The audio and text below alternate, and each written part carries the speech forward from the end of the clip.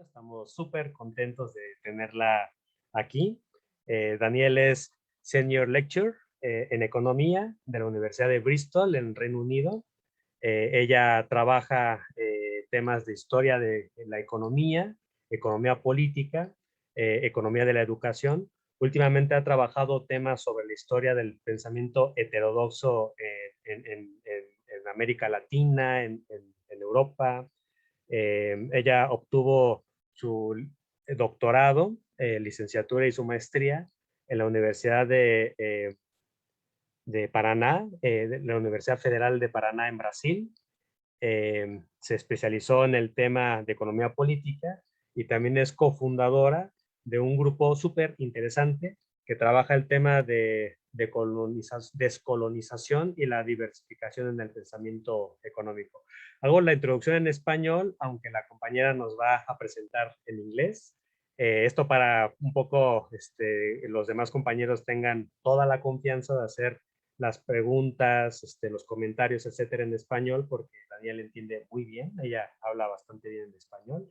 También podemos hacer preguntas en inglés, sin ningún problema. Ahorita Daniel va a exponer en español el texto que se llama Reassessing Foucault, Power in the History of Political Economy. Es un texto que se publicó recientemente y bueno, queremos agradecer muchísimo a Daniel por estar aquí con nosotros. El tiempo de exposición es el tiempo que tú consideres adecuado, sin ningún problema. Daniel nos va a compartir su pantalla y después tendremos un momento de preguntas, de interacción con la ponente.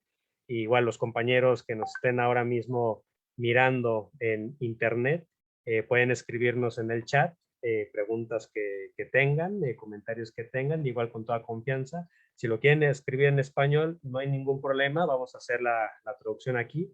Y bueno, bienvenida Daniel y qué gusto tenerte en este espacio.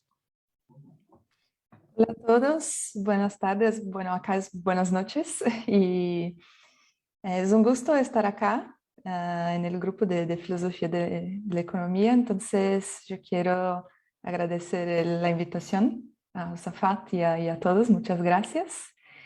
Y bueno, yo voy a compartir la pantalla y voy a empezar, pero bueno, yo voy a presentar en inglés si no es un problema, porque para mí es un poco más fácil, pero si los compañeros tienen preguntas en español o lo que sea, no es un problema, yo tengo que decir. No hablo bien español, pero puedo entender muy bien. Okay, so I will try to keep my talk around 20 minutes or so, but Josafat, tell me if you want me to finish earlier or you can control the time. Okay, It's okay, don't worry. a problem. Okay. Okay. So yes, so like I said, it's a pleasure to be here in this afternoon, this evening. So I will present my paper, which is entitled Reassessing Foucault, Power in the History of Political Economy.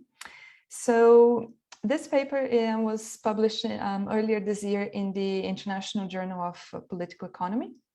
And it is an article that came out of my PhD thesis that I defended 5 years ago now. And I have a few key points that I would like to discuss, which I think that they can help to summarize the paper. But of course, during the discussion, we can focus on more specific points or questions or any issues that the colleagues feel it is worth discussing further. So I think it would be useful, given that I know that some people read it and some people have not. So I thought it would be useful to maybe give this general overview, and then we can focus on specific points or questions. So the key points that I wanted to bring for today is first, why bring Michel Foucault here and why bother with the study of power in political economy? So the perspective that I would like to bring here is really to build this bridge that exists or is still to be developed further. This bridge between history of economic thought. So the history of economic thought as broadly understood. So the history of economics more broadly. So not just the history of theories, but the history of the discipline, the history of policymaking, the history of practice, the history of individual economists, of institutions. So to build this history that we have, which is a very rich history, and how we link this with political economy. So this sense of practice in the sense of economic ideas and economic policies really influencing state practice and affecting, let's say, the daily management of life, of the daily management of population. So how we can link these two elements together. So the point that I want to make here is that Foucault's study of power really provides this link. And I would like to expose how this is done. So for this, it goes to my second point here, which I would like to bring Foucault's genealogy that he provides with the genealogy of power and the ways that we can think about writing history in this case. So I will talk a little bit about what is Foucault's genealogy, which I understand both as an approach. So as he offered this genealogy of power, but also in terms broadly as a method that can help us to understand these ideas in the history of economics and in political economy. So how this is done. Then I would like to bring two cases here, or two examples that I cover in the article, but there are others out there that we can think about, but two examples that I focused on my research, and I think that they are worth to bring here. The first is the case of 18th century classical political economy. And this very much draws from Foucault's own lectures when he was lecturing in Collège de France, when he covered, let's say, physiocracy and the transition from physiocracy to classical political economy. How is this done from a perspective of power? And more, let's say, to complement Foucault's analysis is what I bring with extending Foucault's framework into analyzing post-war economics, so more recent economic theory and analysis, which comes from the 20th century Keynesian economics. So really the post-war developments that were done in the discipline, how we can bring this from a similar perspective to understand the role of power and for us to rethink this connection between knowledge creation, the structures of power, and then how this implements and how this affects practice, but also affects conducts, and it creates, let's say, power relations, thinking about how Foucault presents this. And then I'm going to draw some conclusions for us to discuss. So the first part that I would like to cover here, so focusing on what I presented in the paper on section 1, is really to understand what is Foucault's role in studying power and why this should be worth exploring in economics more broadly, in the history of economic ideas, in the history of the discipline. So Foucault offers a very particular perspective on how we have to rethink grand theories and also rethink the role of practice. Not for economics necessarily, but I think that we can draw an important parallel here.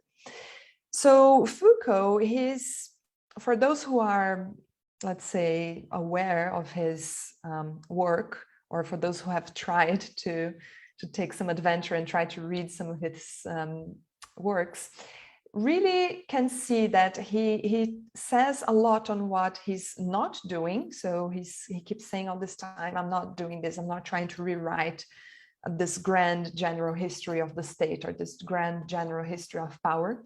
But I'm really interested in focusing on the practices and on the examples that were, let's say, left aside by political philosophy. So he really questions Thomas Hobbes or John Locke, Machiavelli. So he really questions the big names of political philosophy, because he says, I'm not trying to do whatever they're doing. I am trying to rethink practice and looking into the micro perspectives and the elements that were essentially forgotten. So thinking about the study of power in economics, what I'm trying to say here and to present in this case is a similar thing. So it is not to provide this general thesis of power in economics more broadly. Well, we know that economists could do a better job in trying to understand power relations more broadly in the economy, because we know that in economics, it is very hard for us to understand, let's say, the existence and the role of power outside the market, and to really think how economics itself as a form of knowledge creates power. But what Foucault here is trying to show us, and it's really helpful for us as well, is to rethink this element of practice and to really show that economics cannot be dissociated with the idea of management and practice and understanding the daily management of life. So what Foucault does here is to, let's say, shift the perspective of how we understand power. So power is not something necessarily that is coercive or that you force somebody to do it, or that is something repressive, or it has this, let's say, bad or negative connotation. What Foucault does is to shift the perspective that we understand from power. And he claims that power can be something very productive. Productive in the sense that it shapes behaviors, it shapes the way that we think, that we behave in society, that we assume that certain things are acceptable or not, what we consider to be normal or we consider not to be normal. And what is more important here is that power for Foucault is not something that derives from a grand institution like the state, and then it is going to repressively fall onto us. For Foucault, power comes from he offers this micro perspective of power. So power comes from other social institutions, and this is what he talks about, the micro perspective of power. It comes from other institutions that really shape and that shape and create the ways that we behave in society. So from other social institutions, in this sense, this micro perspective, they can be various social institutions. So it can be, let's say, schools and universities. It can be, in the case of Foucault, he studied the psychiatric institutions, so hospitals. It can be factories or modern capitalist institutions where we see the development of the labor market. So this is where power is created and reproduced. And what Foucault also says in this narrative is that we see an important shift.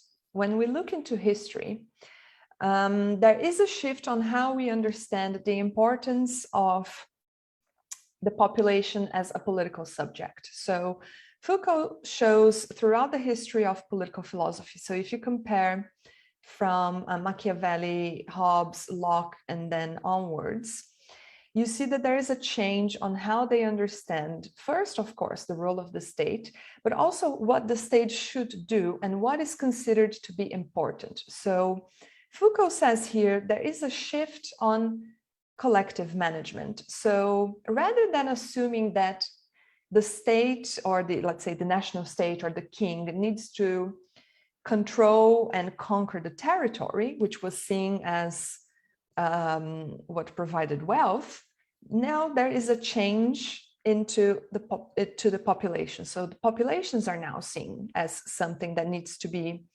taken care of, protected, and preserved, because this is the element that will generate wealth and opulence to the national state. So this is something very important in Foucault's works, because he calls this shift from territories to populations as biopolitics. So biopolitics is this form of management from the state that you want to make sure that you can control the population and make sure that you will control the population in the productive sense, but to ensure that this population is healthy, is having certain living condition, it is working, it is functioning. So this sort of biopolitics requires a certain form of management, which includes economic knowledge. So the knowledge that comes from political economy, even before, so from physiocracy in, let's say, early 18th century, and then in political economy, 19th century, Foucault says the knowledge provided by political economy is very much so interlinked with the management of the population, so with biopolitics, because we need to ensure that there is a way to fight scarcity, to fight poverty, to ensure that this population lives, continues to reproduce, and is economically productive.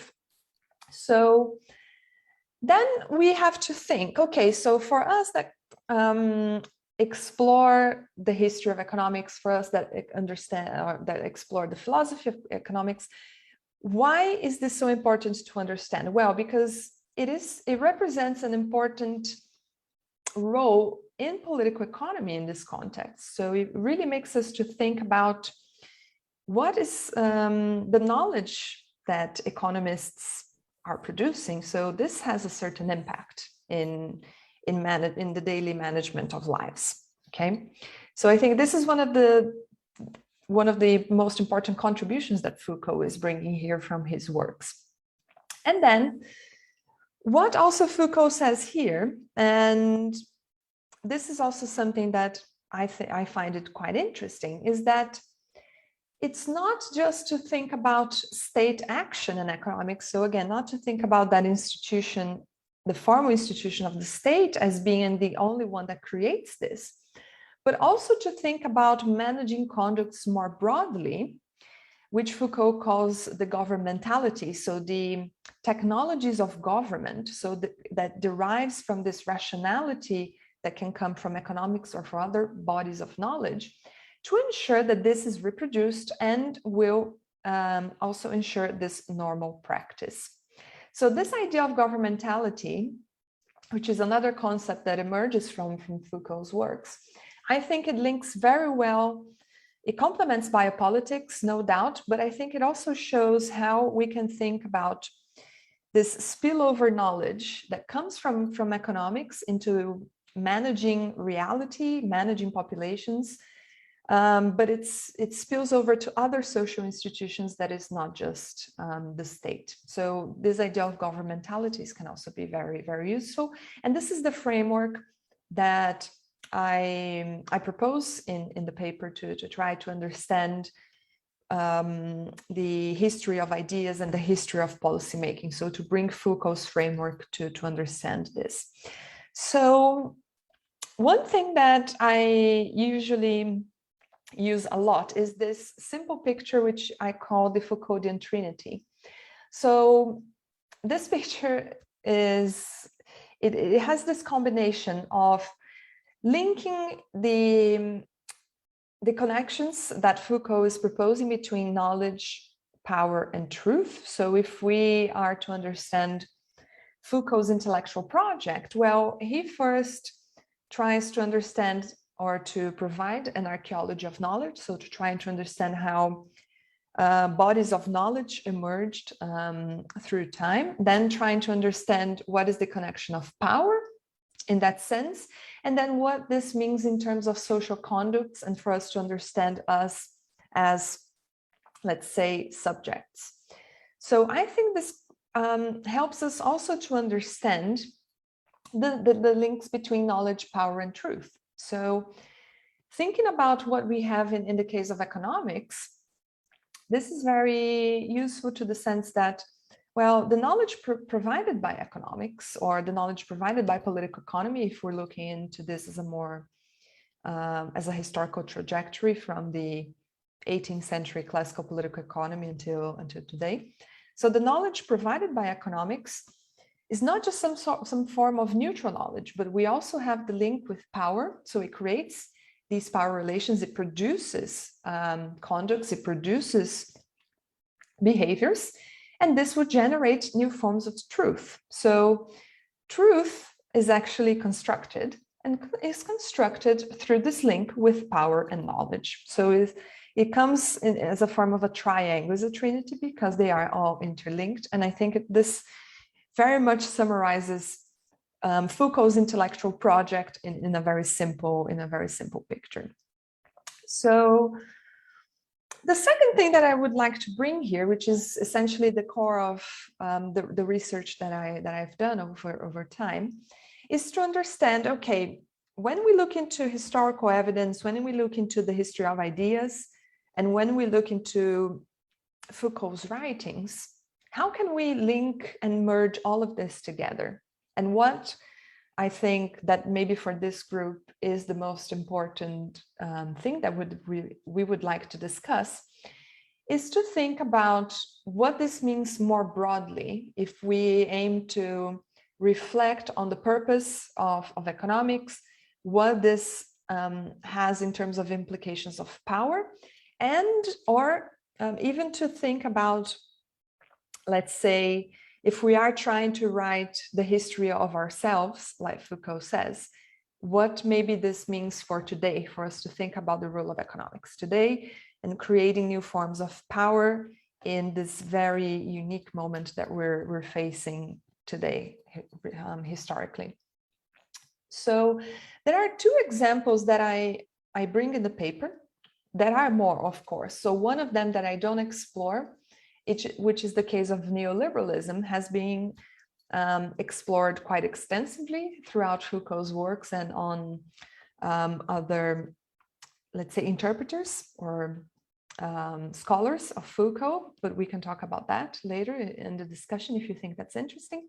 But the two examples that I bring here is maybe 2 points that I find for historians of economics or for philosophers of economics could be points that make us, that there are points that they really make us think how this shift on power really happened and how this connection between economic knowledge, creating power relations, and creating forms of truth have taken place. So the first example that I bring is the case of 18th century classical political economy. So the idea of managing populations and seeking national opulence. So if we look into the case, Foucault gives, and he draws a lot from Adam Smith. In the paper, I offer other examples, including from the history of policymaking, that really shows us how this idea of economic liberalism transcends from ideas into policy. So how this enters the debate of the state. So the idea that not just laissez-faire, that we need to ensure that the government won't intervene, but how this idea enters the state debate and how this also changes the management of populations, changes the idea that we need to ensure that we fight scarcity, that we fight poverty, and then we seek national opulence. The point here, in the case of 18th century classical political economy, is drawing from this framework, is we can say that, well, the knowledge provided by political economy offers some sort of, let's say, framework to say, well, it is not about letting the economy be free, or let's not ensure that the government won't intervene. But what we need to ensure is that the state or the government needs to actively create mechanisms to ensure that the market can function well. So it's not just necessarily let's leave it to be free and we won't intervene, but we actually need to create the apparatus, to use Foucault's terminology. We need to create the apparatus to ensure that it is going to be free. So there is some sort of paradox that for it to be free, we need to create new forms of control and new forms of regulations. I find this quite interesting because looking into the more traditional form of the history of economic ideas, or even the history of policy, you have so much emphasis on economic liberalism or the idea of freedom, but the counterpart is that we actually need to create other forms of control for this to be possible. The same happens when managing populations. So if we're seeking national opulence, and if we're seeking this idea of national wealth, so to understand in the case of Adam Smith, or even in the case of Ricardo, to understand the functioning of the system, so how wealth is created, how wealth is distributed, it is really not to just try to look into a very, let's say, neutral perspective, or this is how it's done, but you can see that there is some sort of normative element, in the sense that, okay, we need to create certain forms of regulatory framework, or we need to implement certain forms of control, not necessarily repressive, but we need to implement certain forms of control for this to be able to happen. So again, the framework that Foucault's offer as power as being productive really applies in this case. Now, the second example that I find it to be actually even more interesting, because if we look into Foucault's courses, the security, territory, population, and the birth of biopolitics, we can really see this taking place, right? So the shift from territories to populations, and how this idea of the birth of biopolitics, so how this management of the population and how we implement power relations in this case really happens.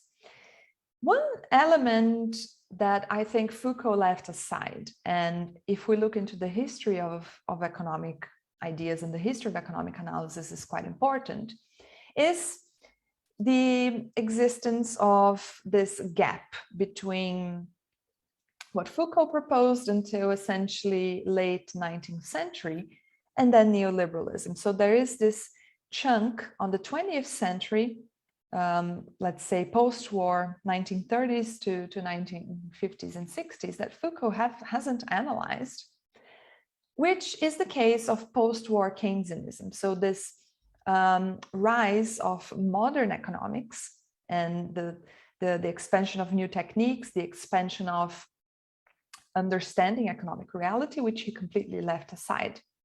So this is something that I try to analyze further in the paper, and to understand how this biopolitics can also be transferred into the case of Keynesian economics. So how we see this new form of, or this new set of technologies of government, this new rise of governmentalities in the case of Keynesianism. So here it is a bit of it's a bit more curious, because we see the expansion of economic knowledge. So we see the development of the discipline, so the expansion of new techniques to understand economic reality. We see the development, let's say, of national accounting systems, the rise of the macroeconomy as an economic subject and as a political subject. We see the expansion of economic models for us to try to represent reality, to understand the system better.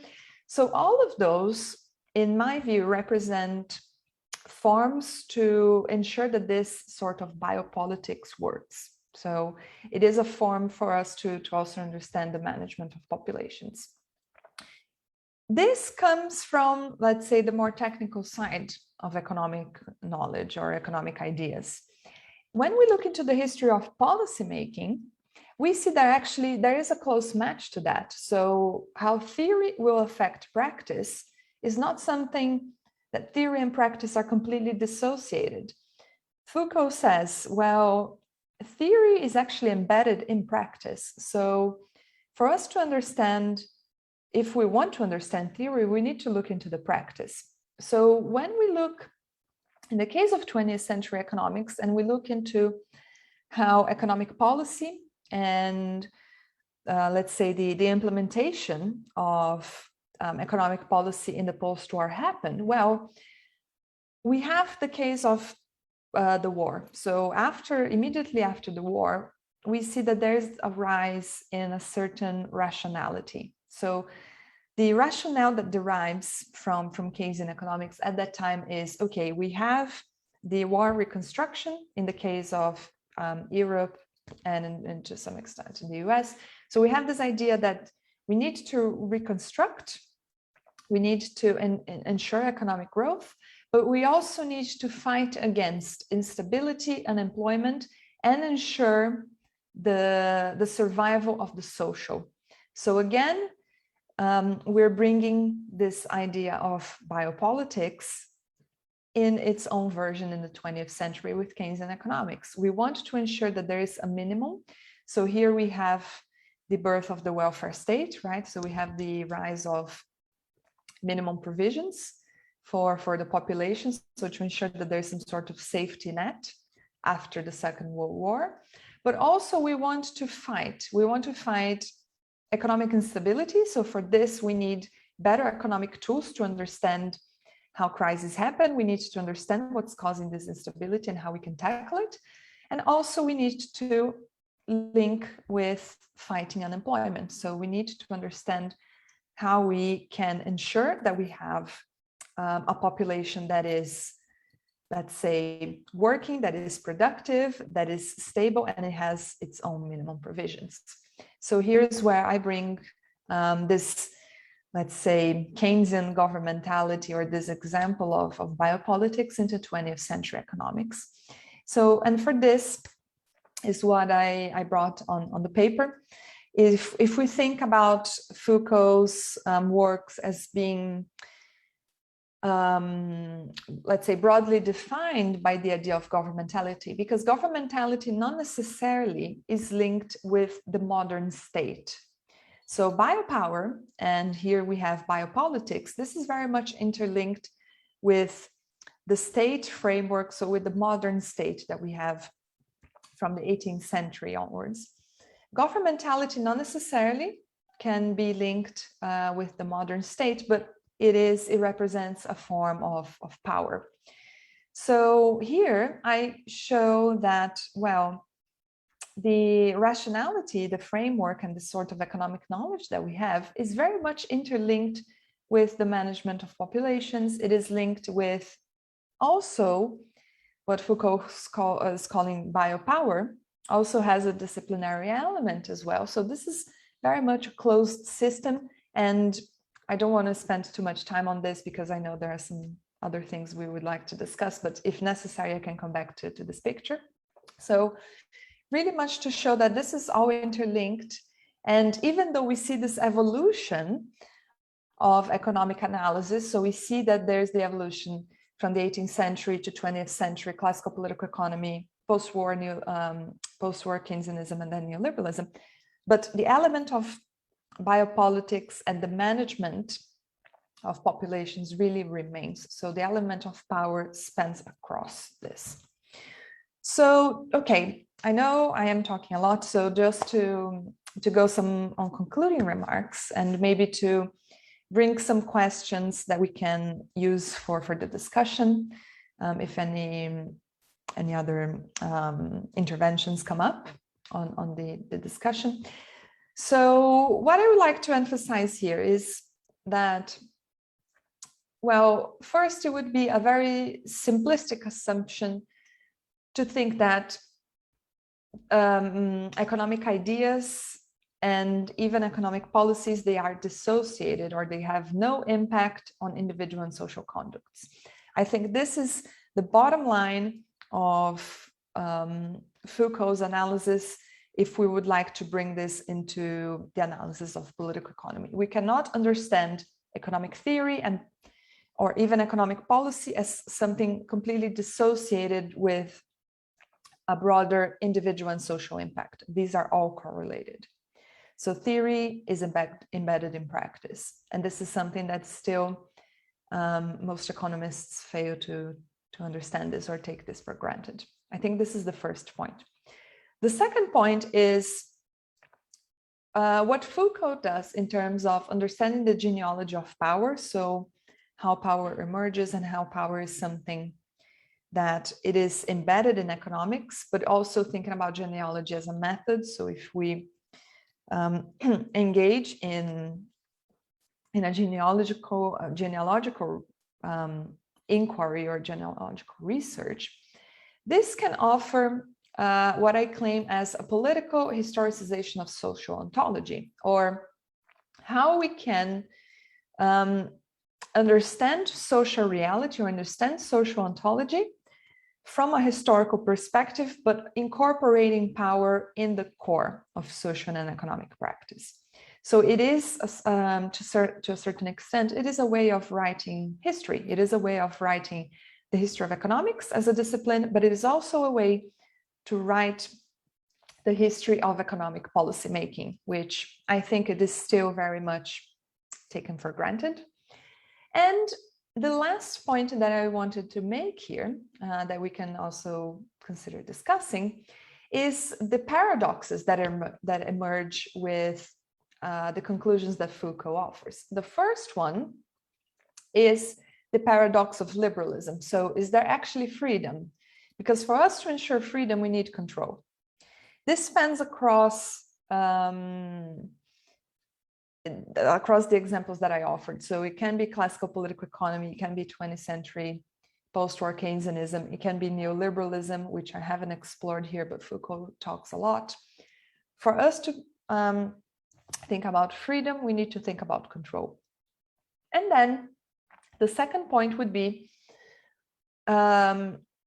this process of making economics more technical, so this technification of economic knowledge, does it make economics lose its social purpose? So if we assume that we're trying to analyze something very technically, or as this form of neutral body, would this make economics lose its social purpose? Or would this make economics look like it's something dissociated from the management of collectivity, so the management of the social reality?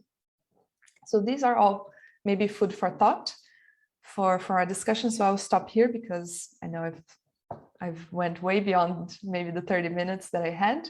So I just wanted to say thank you, muchas gracias, y ahí podemos discutir un poco. Thank you so much, Danielle, for your talk. It was very, very interesting, very clear. So I really appreciate the time you spent with us. And also, we have time to have a discussion about the paper. So we have right now a moment for participations. Those who want to participate can write in the chat in order to make a list. So who would you like, who wants to start? Okay, Lucas. Hola, Daniel, de nuevo. Muchas gracias por tu participación. Voy a decirlo en español, pero si hablo muy rápido o no me entiendes, me puedes preguntar. Sí, me gustó tu exposición. En mi tesis de maestría, yo hago algo similar porque yo estudio los valores del keynesianismo, de la teoría general de Keynes, ¿no? No del keynesianismo, que sería ya como todo lo que se desplegó después, ¿no? Pero de Keynes en sí mismo. Y un libro en el que me baso mucho se llama In the Long Run, We're All Dead. Ahorita te paso está muy bueno porque el argumento es básicamente que ponen a Keynes con una imagen similar a Hegel, en el sentido de que es alguien que intentó conciliar o traer una filosofía en un momento de crisis civilizatoria, ¿no? Básicamente, y yo así también leía Keynes, ¿no? Su idea era como, más que un libro de economía, la teoría general, bueno, eso es, pero más que eso, su proyecto más grande es un libro civilizatorio de qué tiene que hacer el Estado moderno para evitar que la civilización caiga en un colapso, ¿no? Y a partir de ello viene la creación del welfare state que mencionas y todo eso, ¿no? Y parte de mi idea en la tesis es que pues toda teoría económica contiene valores políticos y sociales de manera implícita o explícita, ¿no? Keynes es explícito en ello, o tal vez no de manera muy amplia en esa obra, pero sí es claro que él tiene una perspectiva de ontología social muy amplia, ¿no? Que al menos ese autor sí supo manejarlo de esa manera. Y bueno, me gusta ver que en tu escrito tratas esta idea también, ¿no? De que yo estoy de acuerdo, de que el conocimiento económico jamás es conocimiento aislado, sino que es conocimiento isolated, ¿no? Nunca es conocimiento aislado, sino que es siempre puesto en práctica por diversas instituciones. Pero hablando de Foucault más específicamente, te quería preguntar si estás familiarizada con Benjamin Bratton. Él acaba de sacar un libro que se llama The Revenge of the Real. Déjate voy a poner aquí. The Revenge of the Real, ¿no? La venganza de lo real. Y básicamente es una crítica a Agamben y en parte a Foucault. Su idea es que esta idea de biopolítica en la academia se ha usado mal porque siempre se usa en tono peyorativo. Siempre se usa como si la biopolítica fuera indeseable, pero nunca sabe qué proponer, ¿no? Nunca sabe cómo avanzar algún proyecto. Y de hecho, cierta filosofía posthumanista y nuevo realista hace esa misma crítica de la crítica, ¿no? Dicen, la filosofía y la academia se han enfocado mucho en la crítica, que es desnaturalizar el conocimiento, mostrar que no es solo conocimiento de la realidad, sino que tiene un factor de poder ahí, pero han fallado en afirmar algo al respecto, ¿no? En poner como una agenda propia. Y lo que dice Benjamin Bratton es que él quiere proponer una biopolítica en sentido positivo, ¿no? Como contrario a peyorativo, como una biopolítica que ahora viendo lo que ocasionó el COVID, ¿no?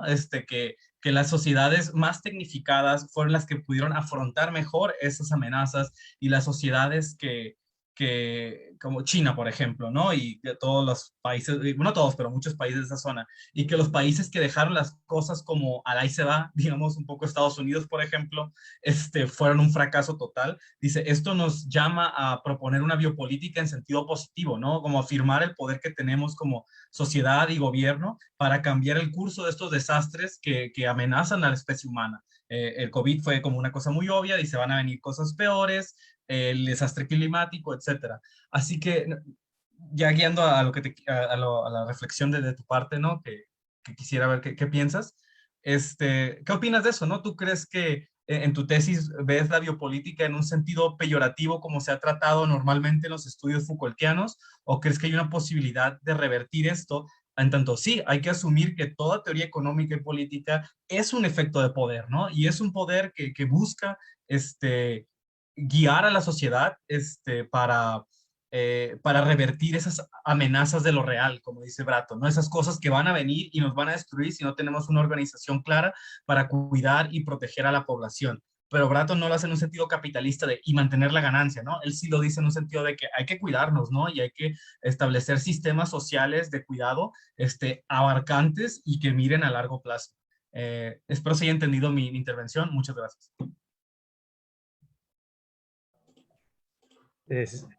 Si quieres, Daniel, puedes contestar. Okay. Is it okay if I speak in English?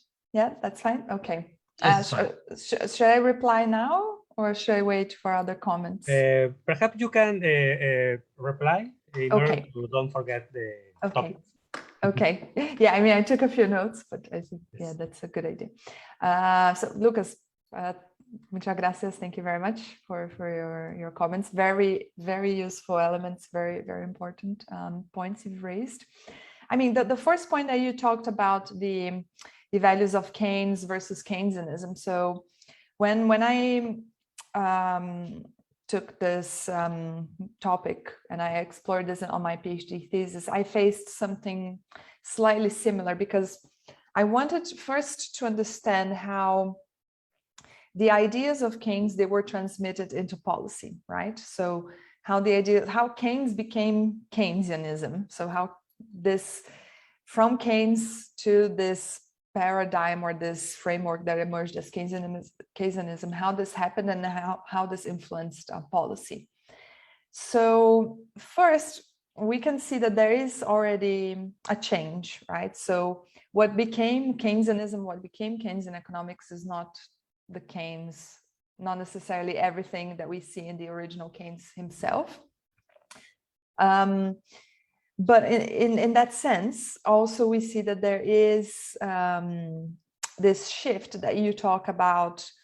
The general theory is also not just a book that it's about economic analysis, but it's also a book thinking about that, reflecting the state of society, rethinking. I mean, if you look into chapter 24, right, it is about socializing investment and other elements that maybe not necessarily we would see after in terms of emerging as policy. But I think this is quite useful for us to to understand how this transformation in biopolitics occurs. So I think you were spot on to think about how we can think about the transformation of political and social values to understand this in relation to what became Keynesian economics. So I tried really to understand how this transformation happened from Keynes to Keynesianism, but it's something much more complex and much broader, right? So what became Keynesian economics not necessarily has elements of the original Keynes, but it became this sort of paradigm and framework that really makes us to understand this transformation of economic knowledge, but also this transformation and the settlement of what economic policy became. And I think this is key for us to understand this impact of economics affecting policy and affecting, let's say, social management more broadly. Now, relating to this, into your comment on biopolitics, I wasn't aware. I mean, I heard about Bratton's book, but I haven't read it yet. But I was aware of his works, and I would agree with you 100% on that. I have a similar impression. I was going to add that on the slide, but for some reason I didn't.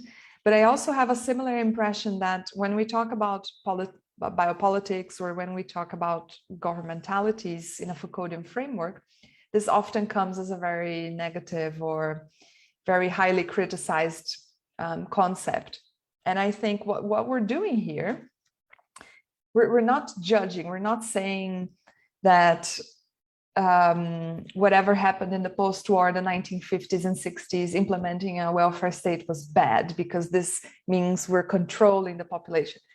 We're not making a judgmental value. We're trying to analyze effect, right? We're trying to analyze something that happened. We're not saying, well, this was negative, or this is, I'd say it is offensive, thinking about biopolitics. No, we're looking into a shift of conduct. So it was being done in a way, now it's being done in a different way. So what are the potential impacts of that? And I agree that every time we offer this analysis in terms of biopolitics, this often comes in a very negative perspective. But what I would like to bring, and then drawing from, you've mentioned Agamben, drawing from, you know, the more, let's say, contemporary readers of Foucault, and bringing into what we're seeing today, is how we can think about even this balance, or this relationship between biopolitics and even necropolitics, because what we've seen with the pandemic, so it is really the state decision, or is really this public / state decision to decide, okay, who's going to live and who's going to die. So the live and let die policy. And how is this also being embedded in a framework of power? So I think this is also key. And I think it also relates to thinking about the role of economics, right? Because when we were seeing this unrealistic or unnatural trade-off between health and the economy, so we cannot just stop the economy because people are going to die anyway, or we need to keep the wheel going regardless of what's going to happen. So what we see this fake trade-off between the health systems and the economy, aren't we really creating a form of economic knowledge that is supplementing this idea of necropolitics? So, I mean, I think this is all food for thought for more discussion, but I think your points are very useful, very important. Muchas gracias, Daniel. Dice Celso González, escribió en español, lo voy a leer para que los compañeros que nos están siguiendo también se enteren. Dice, ¿has intentado extender este análisis a través del neoliberalismo? ¿Cómo podríamos usar el marco que rescatas de Foucault para abordar el cambio de técnicas de gobierno del neoliberalismo y sus cambios en el razonamiento económico. Aunque, por lo que entendí, el día de hoy Foucault también hace reflexiones explícitas del neoliberalismo. Okay, thank you. Gracias, Celso, for the question. So Foucault, he does a very extensive analysis of neoliberalism. He runs a course, I think it's 1979, The Birth of Biopolitics in Collège de France, where he analyzes this birth of neoliberalism and this change. So how neoliberalism differs from classic liberalism. And he really emphasizes this point that I was making earlier about for freedom to exist, we need further controls. And especially in the case of neoliberalism, there is nothing new there. Neoliberalism is something else because it has a very different rationality. So it's not necessarily to defend and say, we want a government or we want a state that won't intervene in the market. Well, actually, what neoliberalism is saying is that we want a government that will work to ensure that the market can be as free as possible.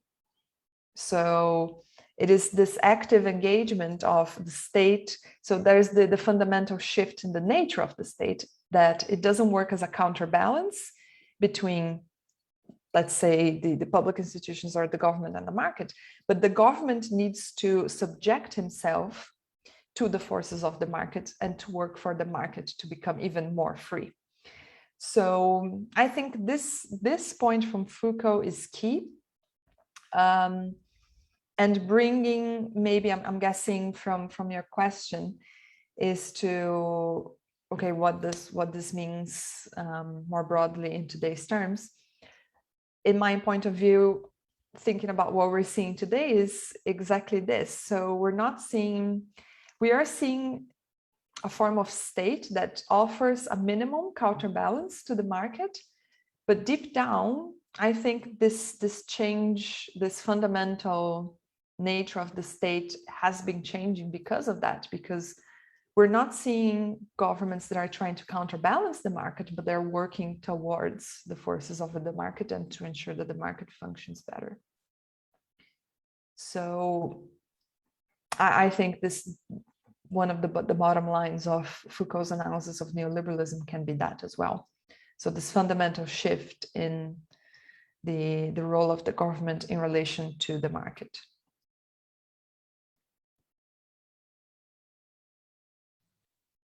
Ok. Bueno, yo voy a decirlo en español también, siguiendo a los demás compañeros, para que también se animen a hacer preguntas en español, porque estás contestando muy bien. Entonces yo voy a hacer dos preguntas.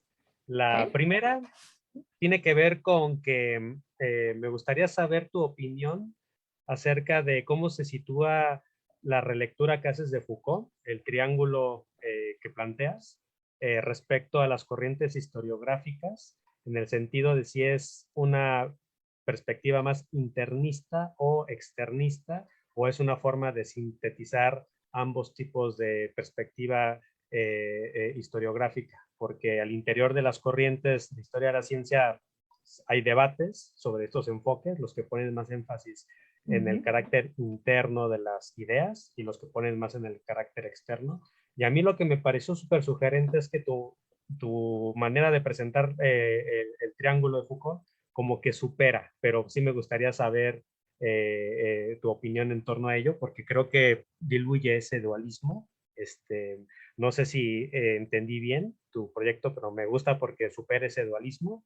Segundo, me gustaría saber cómo ves la relación entre la biopolítica y la ideología. En particular, me gustaría saber cómo ves la relación entre desarrollo, digamos, de discursos económicos y la formación de ideología, la formación de discursos. Porque me da la impresión que por biopolítica no se entiende solo producción de subjetividad, sino que también estás hablando de aparatos, estás hablando de andamiajes, estás hablando de dispositivos, y me da la impresión que biopolítica es más amplio que ideología. Pero sí me gustaría a mí saber un poco más en torno a cómo ves esa relación. Y bueno, finalmente una última pregunta sobre el neoliberalismo. Me gustaría escuchar un poco más sobre la diferencia entre el neoliberalismo y el liberalismo clásico del siglo XVIII, desde una lectura de Foucault.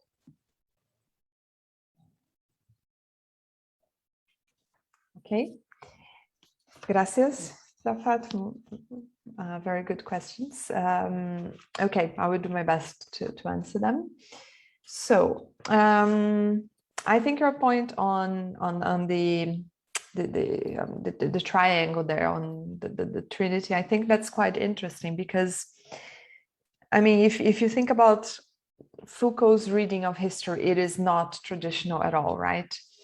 Maybe nowadays, when we're seeing this movement in historiography to go into, like, to really break down with the grand narratives, to really break down with the let's say single causations for history, to really go against the Whiggish history, so the individual reading of history. I think this is an important point, because my view would be exactly what you said. I think this really goes beyond the idea of an internal or external reading. And why I think that's the case? I think this goes beyond that because maybe there is an internal element. So when we understand, or when we try to read knowledge or the history of knowledge per se, we are looking into that very specifically. But at the same time, we're looking into the connections of knowledge with other things, with other elements. So, and that's the thing that I try to do. And I know, I mean, there are criticisms and there are other perspectives, because some people say, well, that's not necessarily something rigorous. Well, if you are an internal reader of history, that can be very rigorous, but is that necessarily useful for something? Because it won't help you to understand anything else. You're understanding the idea as an end on itself per se, but you're not understanding what this means more generally. So I think this is what Foucault, this reading of Foucault, of history, and this interlink with political economy, which is what I do, I think it's quite interesting, because we want to understand knowledge, we want to understand the history of ideas and this connection and this evolution of ideas, but the connection with practice and what are the impacts of that more broadly when we think about political philosophy, or when we think about impacts of social institutions, or the role of economics as a social discipline. So I think I agree, it goes beyond the dualism, because it is the connection of theory, practice, and purpose. So yeah, I think that's, of course, I'm very sympathetic to that. And thinking about even more broadly nowadays into the non-traditional ways of reading history. So there are so many movements on decolonizing economics, on diversifying, on breaking down with the grand narratives, breaking down with the individual reading. This is something that could actually help us to incorporate on that framework, because it's the non-traditional way of reading ideas. With regards to the second question, that's a good comment, and a good question on biopolitics and ideology.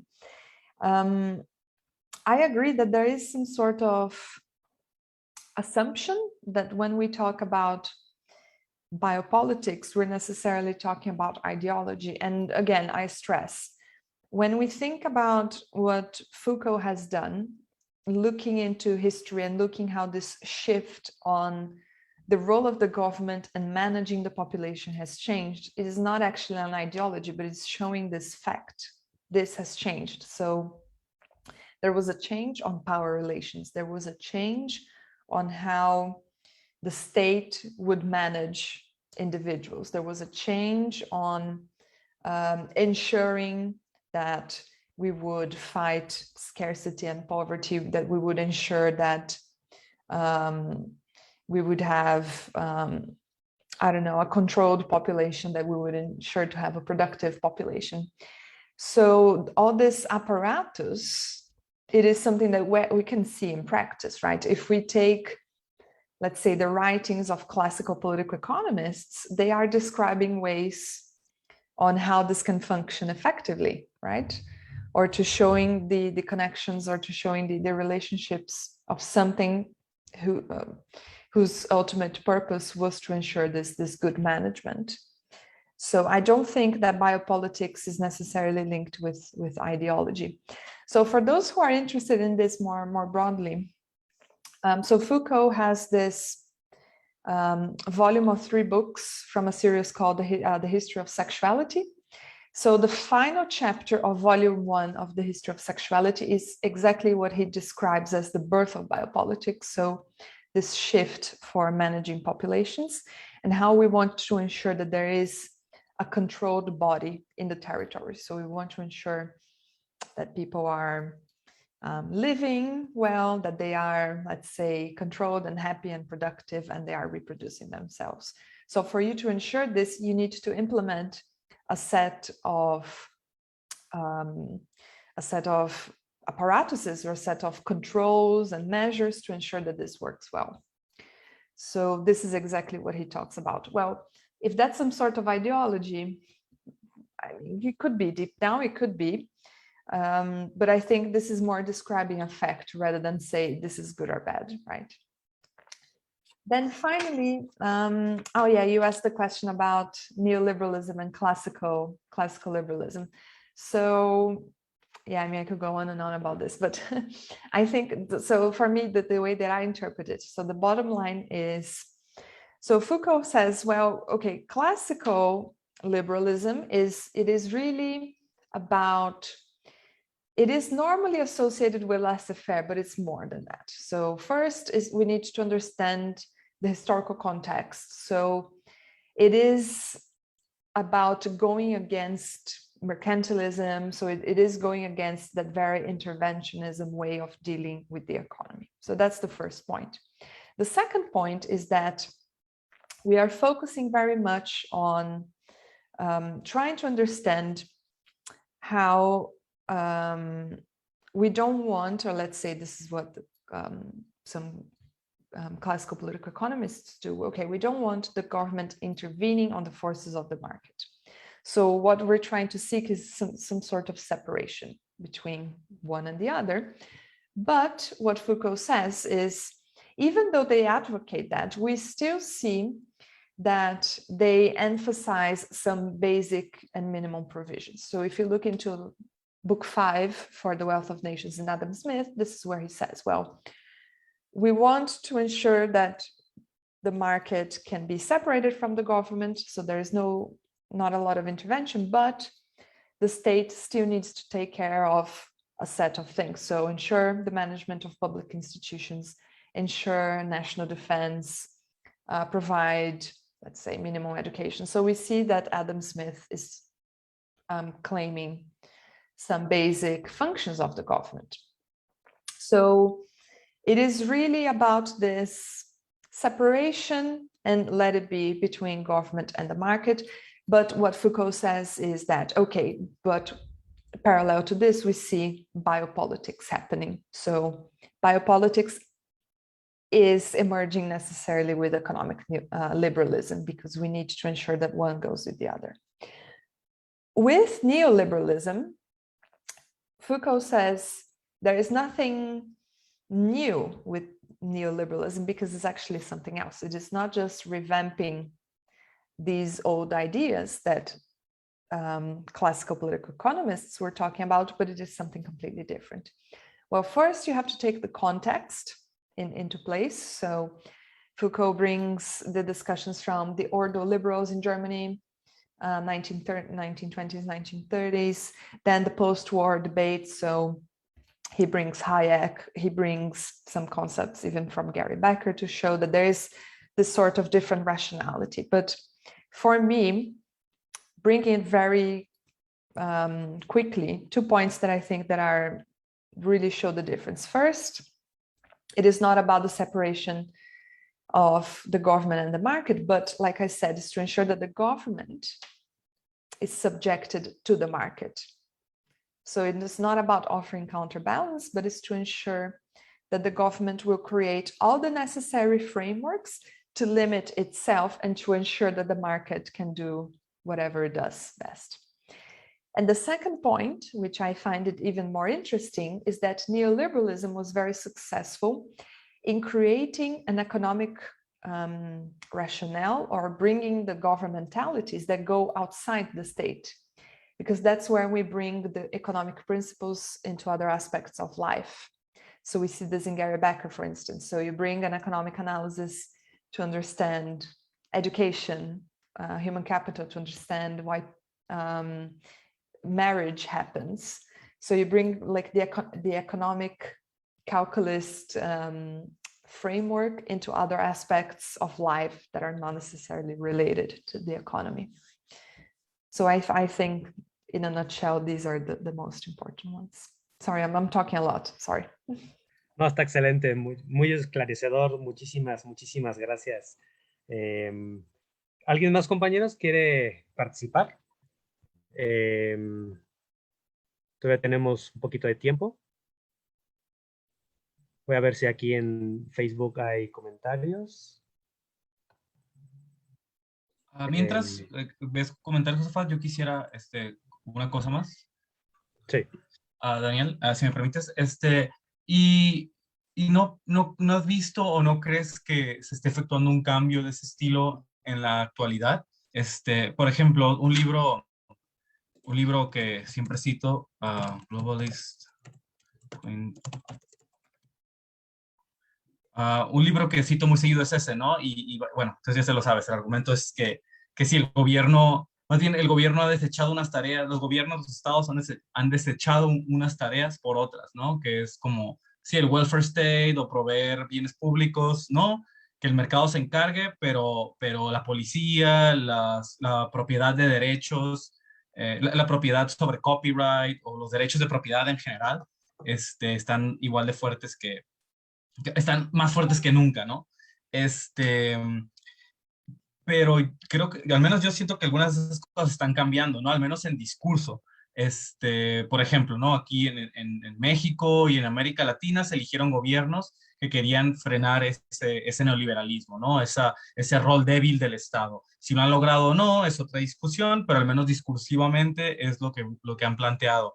China, por ejemplo, ha estado ejerciendo muchísima fuerza sobre sus billonarios y sus empresas para no dejar duda de que es el Estado quien controla, no al revés, ¿no? Al menos yo sí lo he visto en China. O sea, hay mucha gente que dice que es capitalismo porque hay ricos, pero al menos varias cosas que ha hecho el Estado chino no siguen lógicas de mercado comunes, al menos como hemos visto en los últimos 20 años, creo yo. Y cada vez, ¿no? Veo más cosas que buscan salirse de estas lógicas del neoliberalismo.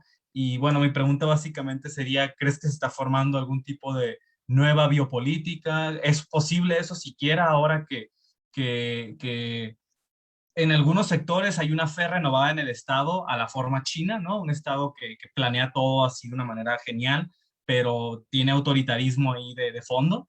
Y otros que he visto es cada vez más las filosofías del localismo y de las comunas, ¿no? Yo estoy trabajando ahorita temas de criptomonedas y ahí yo veo una fuerza bien poderosa para generar nuevas organizaciones comunales y económicas que no dependan de la relación simbiótica que existe entre el Estado y las empresas, ¿no? Y en el caso del sur global, una relación de dependencia hacia esas empresas en donde obviamente si no haces lo que piden, tu población queda arruinada, básicamente, ¿no? Bueno, básicamente mi idea es esa. ¿Tú crees o ves o piensas que hay algún nuevo tipo de biopolítica formándose? O básicamente, gracias. Sorry, I was writing everything down. Very good comments, Lucas. Very good comments. I like very much Quinn Slobodian's work. I think I really like his historical reading of the ordo liberals, the neoliberalism. I think that this book is very, very interesting. So no, I agree. I think what we're seeing deep down is a change, perhaps a fundamental change on the power dynamics, on the global power dynamics, because I agree that, I mean, Foucault's analysis was done, let's say 40 plus years ago. So of course that we're seeing a shift, and that's inevitable. But I also think that we're seeing this shift, maybe that also a change on the role of the state, right? So in, who knows, 100 years from now, we would be analyzing the trajectory of the role of the state, looking into what's been happening today in a very different way. And I think this is becoming even clearer with the, let's say, with the rise of the advancement. I think my personal view on this is that it comes to the bottom line, and I don't think Foucault offers the answer to that very well. It comes with the bottom line that we need to analyze the interlink between the state and the current mode of production. So we need to understand the relationship between state and capitalism. In the current scenario that we have, I agree. It's what Quinn is doing on his book. Even though we are, let's say, outsourcing the more, let's say, social elements of what the state should do. So the social safety nets, the welfare state, education, let's say some of the biopolitical aspects. At the same time, you still have a state that really goes back to, let's say,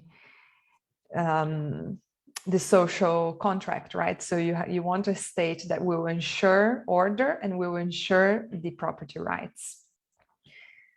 So this is, I think this shows that we're seeing a change on the global dynamics of power. But the question is, and this is the question that I put, well, assuming capitalism will remain, at least for the next 50 or so years, at least in the medium run. So are we going to see also a change on how the state is ensuring these property rights?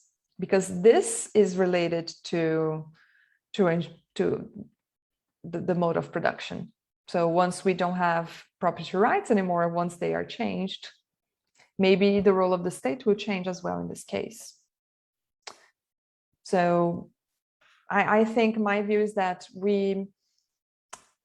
I cannot see how we could understand this without thinking about the mode of production. So without understanding the more fundamental laws and principles of capitalism, and knowing Foucault and knowing some of the other, let's say, Foucault scholars, they would say, yeah, but that wasn't Foucault's objective in the first place. He wasn't concerned with that. And I agree, that wasn't his main objective. But I still think that this is important. And bottom line is we also need to explore that. You also mentioned about, so this idea of counter movement, right? So the state offering this counterbalance to the market. So, well, if we take China's case, it's a bit different, and how we see other social institutions emerging that are not necessarily the state, but they still have some sort of economic importance. So you've mentioned the cryptocurrencies and everything. So I think, I mean, deep down, I think we need to understand the global dynamics of power, but also thinking about who are the big players.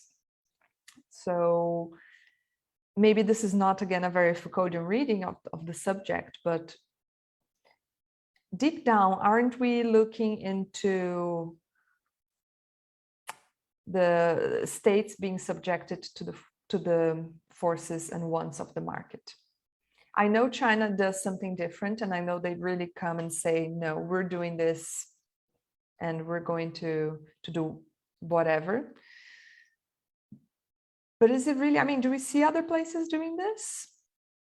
I still think as long as we still have capitalism and the current mode of production being as it is and emphasizing the forces of the market, I think it's quite difficult to go against that.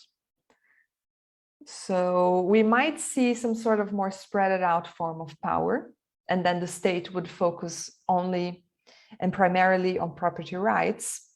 But I don't see this going away as quickly. So I still think that this would remain for the time being, but who knows? I mean, if I would like to continue, I mean, yes, of course, that, I will continue in English now that I started. But for example, I think that there are many foundations of the state that won't hold anymore. I mean, we cannot do predictions, right? That will be, doesn't make sense. But for example, I was watching the immigrant scenes this morning, going to the United States and all.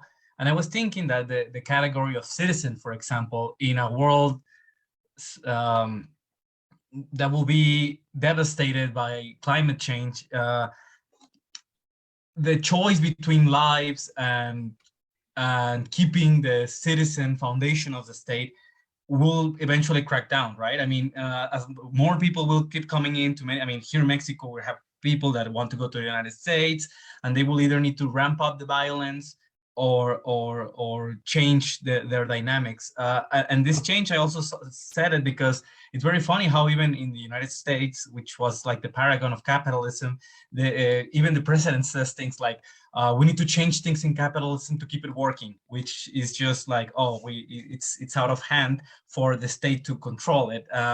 And you can see, I mean, the United States is a very clear example where they basically did everything wrong in the pandemic, but the corporations kept the same power, and the state showed in full how it only works to serve the corporations. Like, that's basically its role. Everything else was just like crumbs to the people, right? Like a few dollars there, some assistance programs, but all the power was consolidated into corporations.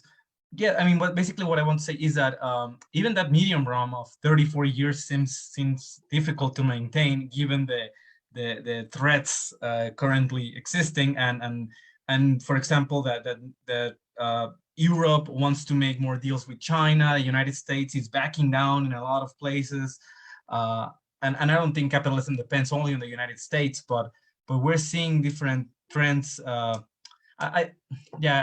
Basically what I mean is that there are current threats to the foundations of the state that will make it either change abruptly or be dismantled or maybe remain in a zombified way. Another, like I said, I work with cryptocurrency, and the last session we had Olivier, a philosopher of money, and the rise of cryptocurrency challenges the state's monopoly over making money, which is not even its monopoly. They claim it's a state-run money, but it's actually made by private banks. Banks provide credit, like a lot of it, basically limitless, and then when they crash, the state comes in and saves them, right? Like, many people call that the contradiction of capitalism, but it's not a contradiction. It's happened so many times that we have to assume it's its basic function, right?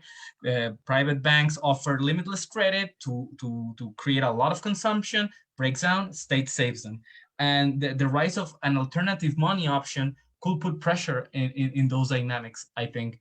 I don't know. I'm just speaking out of my mind and talking about the foundations of the state as I see them crumbling down a bit, right? Citizenship, questionable. Money, questionable as well. I don't know what other ones we could. No, I mean, deep down, of course, I agree with that. If there's one thing, I mean, my area of expertise is history of economic thought. So look into history, you know that nothing will remain forever.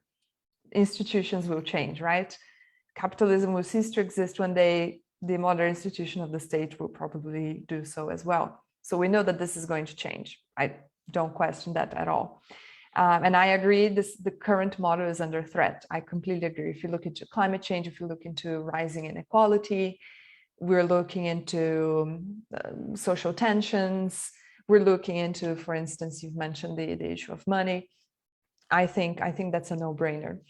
my point is, I agree that this will change at some point.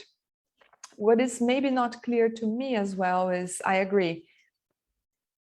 I think maybe I am being a bit skeptical on how abrupt and how fast the change will happen. Because I'm taking, for instance, one of the areas that I also work with, as you know, is looking into this recent history of economics, looking into heterodoxy and looking into economics education post 2008. Well, we all thought that capitalism would change after 2008. We all thought that we would see something happening now, still very much fresh. So we don't know what's going to happen over the next few years. But the change was very marginal, right? I mean, when the thing started to explode, and then we thought, okay, now we're going to see a paradigm shift in economics. Now we're going to see capitalism changing more substantially. I don't think we saw that yet. So I agree it will change. I just don't know exactly how will. I'm still a bit skeptical on this abrupt change, but we know at some point it will come. Thank you. Sí, nada más comentar sobre esto último. Pienso que quizás no podemos ver esos cambios ahora tan fuertes porque el tiempo todavía es muy corto.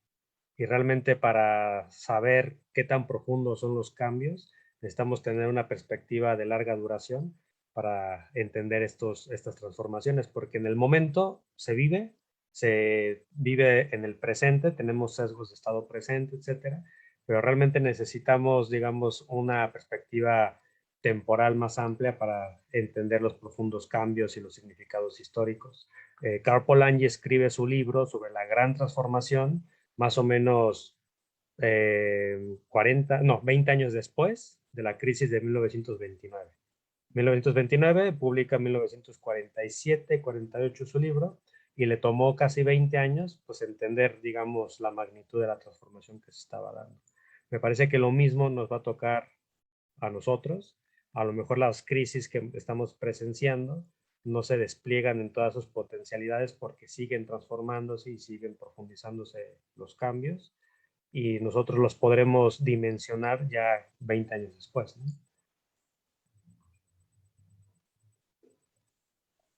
Yes, no, I agree. Historical time takes time for us to be able to see it. Historical time takes time. Yeah, I guess we are seeing a moment of shift now, right? So I guess I agree. Only time will tell. I have maybe some reasons why to be a bit more skeptical, especially after the pandemic. Something I also thought, thinking about this biopolitics, and I think why Lucas's comment on the state as the health provider and this idea of managing populations, I agree, is also changing, because I would think that after what we've seen with the pandemic, I would think, well, this is the make it or break it moment for us to think about, for instance, the role of the welfare state and public healthcare for all, right? Clearly, this wasn't the case, because what we're seeing is actually the opposite effect of governments saying we cannot afford this forever, so we're going to reduce this even more, or we cannot ensure that everybody has it. And what we see in some cases like the US or other countries where healthcare is essentially done by public providers is to try to ensure that this more will happen, more and more so. But oh, well, we'll see. Yes, very, very complex phenomena. Si quieren, terminamos ya la sesión, ya también para que Daniel descanse. Si alguien más quisiera comentar, puede hacerlo, pero yo creo que si quieren ya vamos terminando. Bueno, muchísimas gracias, Daniel, por tu presentación. Estuvo muy, muy bien, muy, muy interesante. Muchas gracias a todos los compañeros que estuvieron siguiéndonos. Muchas gracias a los compañeros que estuvieron aquí presentes. Y pues bueno, el video quedará subido a la red para que lo puedan consultar cuando quieran.